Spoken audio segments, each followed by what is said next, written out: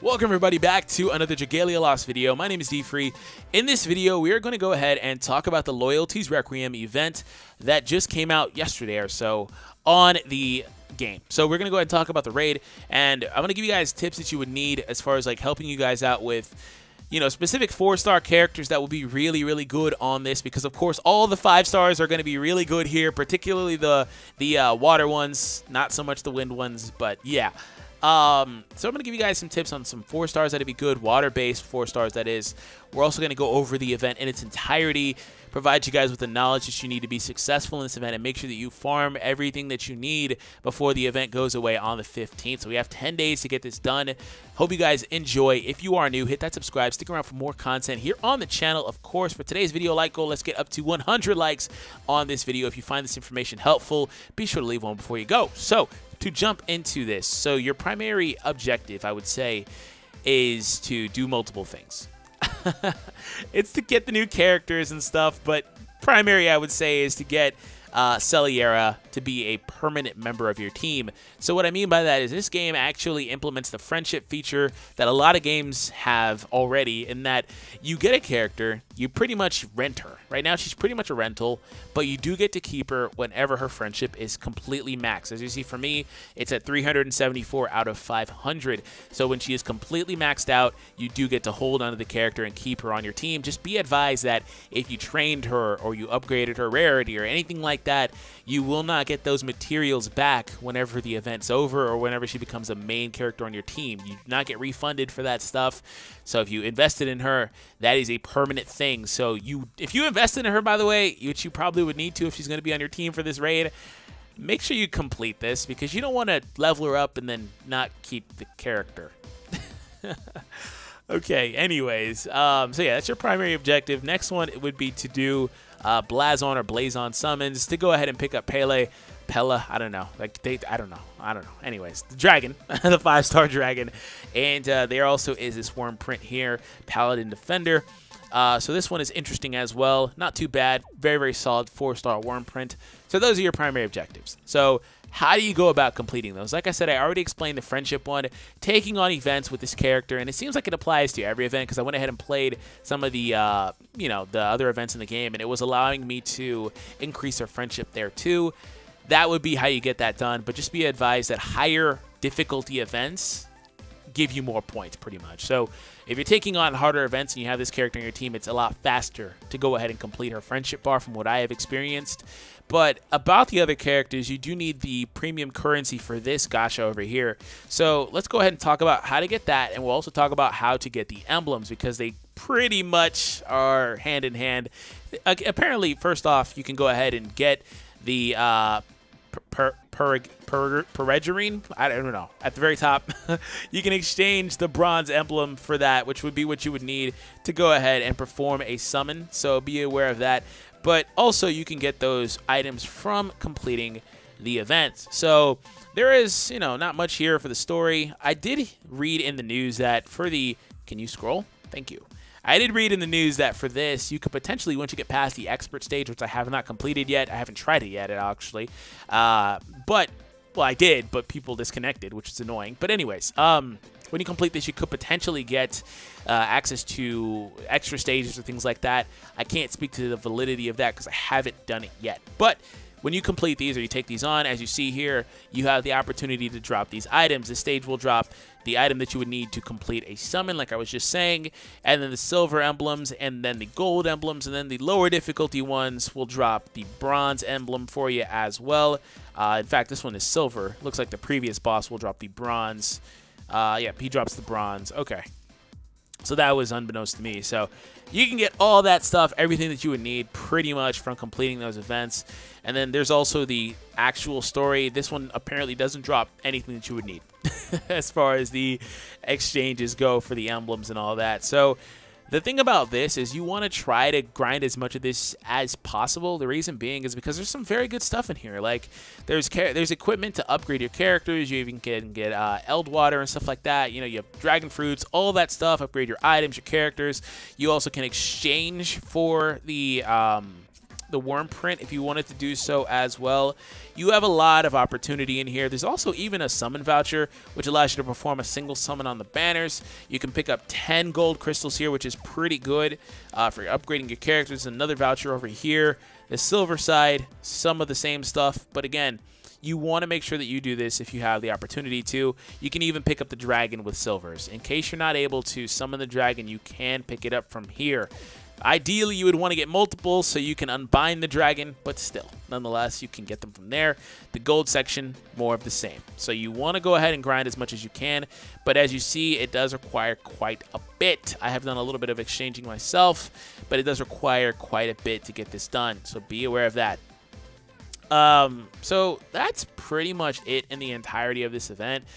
Last little thing I do want to point out is these last two, you would want to play co-op if possible. The last one, you have to choose co-op, but I'm going to recommend that if possible, you kind of host your own event.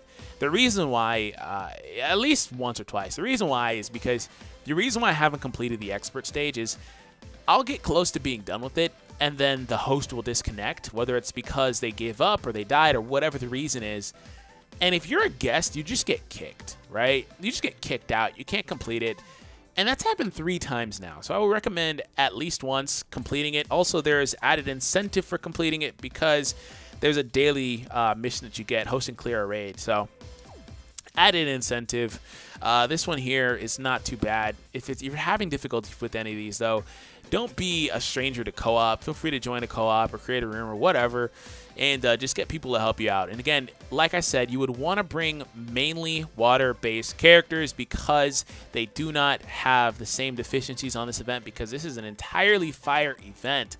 So with that being said, we're going to go ahead and transition into some good water characters to bring. Just remember that in my guide that I put up the other day, if you haven't seen it, I'll leave that in the description. But in my guide I put up the other day, I talk about how to upgrade your characters, and I talk about a little bit about team building in there too. So it's going to be very helpful if you've seen that video to use some of the tips I applied in that video with your new characters I'm going to talk about here momentarily. If you haven't seen it, you're going to want to check that out. But let's go ahead and transition over to the computer. So for this portion of the video, I'm going to go ahead and show you guys several characters that are really good among water characters specifically. We're going to focus on the water characters. We're going to focus on water characters that would help you out and help your party members out on this raid event as well. So of course, I wanted to just kind of point out that I'm not going to show the 5 stars, because I mean the 5 stars obviously are going to help you. The Xander, I think Zanefried, Lily, like those characters would be the ones that you would ideally have. But here are a few characters that are underappreciated, and then the rest are just kind of going to be honorable mentions. So Alisa, she is from the story mode, so everybody should have this character.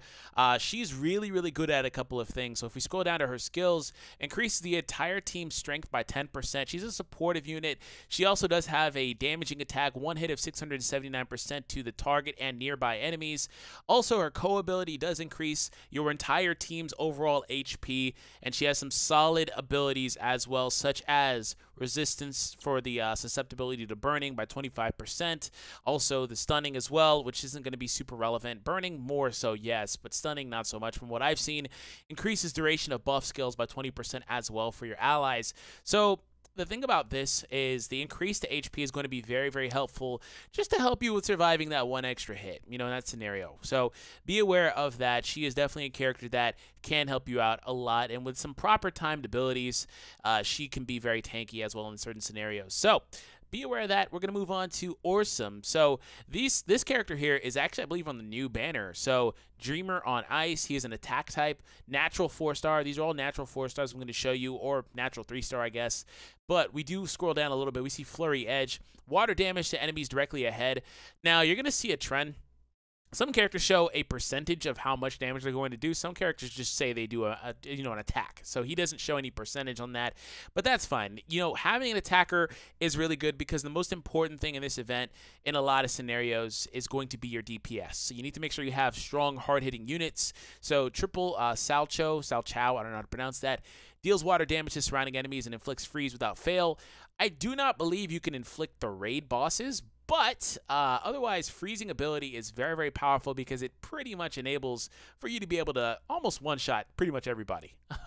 Or not if you don't one-shot, you're going to get pretty close to it. And I've played with that ability a lot. I think Lily has that as well. I have a dragon that does it and things like that. That's a really powerful ability. So do not underestimate this unit because he has a couple of very good damaging abilities. So his co-ability, again, this applies to your entire team, increases the critical rate for your entire team. Now, that's not super good to me because I think it's pretty common, but of course, since the game doesn't have that many characters because it just came out, you know, maybe you can make usage out of that. Again, we see the burn resistance here, reduces susceptibility to being burned by 50%. Again, not super important thing in my opinion, but still very, very nice to have, especially earlier on in this event.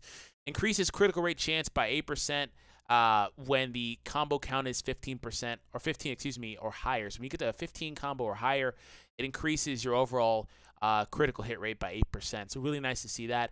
Also another crit boost. So increases crit rate by another 6% when HP is 70% or above. So when you're higher on HP, this unit should be doing ideally a lot of damage and critting a lot. That's how this unit works. So he's a very, very good optimized DPS unit among the water class as well. So moving on to Daniel. So here's the thing about healers. This is a heal type unit. The thing about healers is you want to have one. Like I think it's important to at least have healers, especially if you're not good at timing the invincibility frames of your abilities. You know, having a healer does help. It could be the difference between, you know, life or death. I mean, naturally, of course, you would expect that, but like for like an entire event, maybe you can survive. And of course, maybe you have a dragon like Phoenix that's really good at things like that, regeneration. So you don't really need this, but it's still nice to have the access to it. And this character actually combos very well. If you're able to build a full water team, he combos very, very well with another character that I'm pretty sure is like right here. Yeah, her. Okay. He combos really well with her for his second ability. So let's go ahead and take a look at his skills. Restores HP to your entire team with the first ability. So nice to see. But if you do get it to level 3, if you even can do that right now, I guess level 2 actually is fine. Level 2 is fine. And I'm pretty sure this is from doing the mana circles. So you'd increase the level on this, and it would remove burning if you were burned for whatever reason. So that's nice to have. Again, very good utility. Second ability, increases the entire team's defense by 15%. Just allows you to survive a little bit more, makes you a little bit more tanky, etc., etc. Again, I don't recommend bringing multiple healers, but if you are able to bring one, that's not going to hurt you at all, right? Just make sure you have enough DPS, because that's your most important thing. Recovery potency increases the potency of recovery skills by 6%, which benefits the whole team. The abilities here slows the rate of the mode gauge increasing. Again, susceptibility reduced by 50% for burning. Increases the potency of recovery skills by a further 8% with its other ability. If you have all this stuff unlocked in this character, very good. So again, take notice of the defense boost when we move over to Karina. She and the next character are going to be the last ones that I really recommend for this event, and they're not ranked in any particular order. It just kind of depends on what other characters you're bringing, which I'm sure I mentioned that earlier, even though I haven't actually recorded the earlier part yet. But anyways, natural 4-star. You get all these characters aside from the first one, by the way, from summons. So you might have them, you might not. Just kind of roll with the punches there. So Raging Tide deals 2 hits of 440% water damage to the enemies directly ahead. The more buffs the user has, the higher the skill boost received and the higher the damage. So the way this unit works is if she has buffs applied, she's able to output better. So again, the defensive buff does help this unit, who's also a defensive type unit. So that's interesting. Plus 5% skill damage per buff, which is pretty cool that it's per, which would imply that it stacks, right? So her second ability deals 4 hits of 231% water damage to surrounding enemies and draws them towards the user. So she pretty much taunts them into coming after her, which is interesting as well.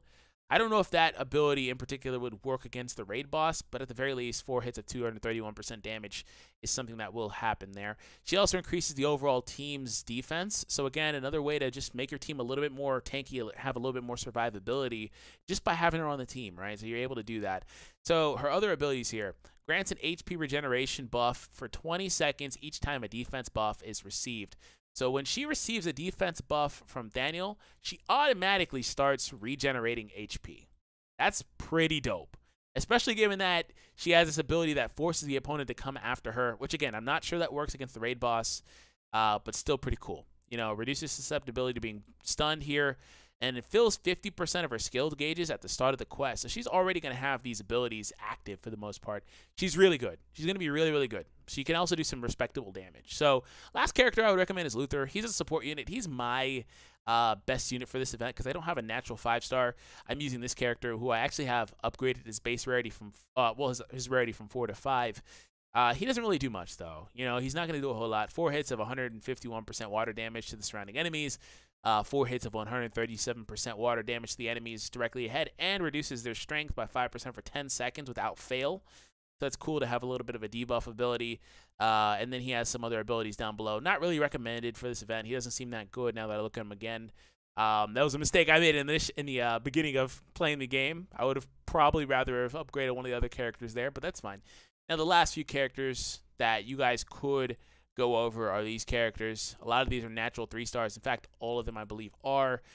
There are some characters in there that are pretty solid at doing things like damage or healing or things like that, but the 4-stars will just naturally have better abilities from what I saw. So there is that. So hope you guys enjoyed. Hit that subscribe if you are new. Hopefully this was helpful. If you found it helpful, make sure to leave a thumbs up and share the video out with your friends if they were having any trouble of trying to figure out what to use on their team, right? So anyways, I'll catch you all in the next one.